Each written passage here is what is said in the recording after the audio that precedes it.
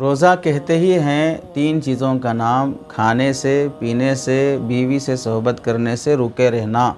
یہ روزے کے ارکان میں سے ہیں۔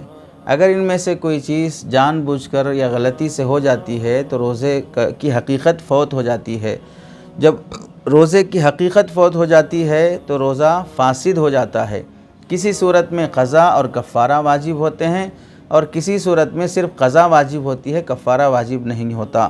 چنانچہ اگر روزہ یاد ہے، اس کے باوجود بھی کسی شخص نے روزے کی حالت میں بیوی سے صحبت کر لی تو اس صورت میں روزہ ٹوٹ جاتا ہے۔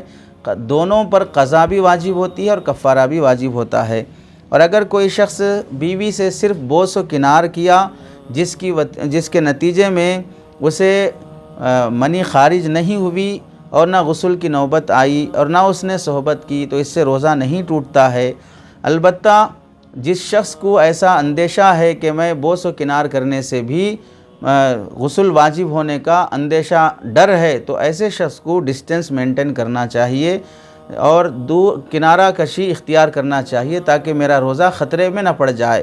لیکن اگر کسی شخص کو روزہ یاد ہے، بیوی سے بوس و کنار کرے اور بیوی کے ساتھ چھیڑ چھاڑ کرے اور ایک دوسرے کے جسم سے مس بھی ہو، ٹچ بھی ہو اور صحبت نہ ہوئی پھر بھی غسل کی نوبت آ گئی تو اس صورت میں مرد پر غسل واجب ہو جاتا ہے اور روزہ بھی ٹوٹ جاتا ہے۔ توبہ اور استغفار کرنا پڑے گا، بعد میں روزے کی قضا کرنا پڑے گا۔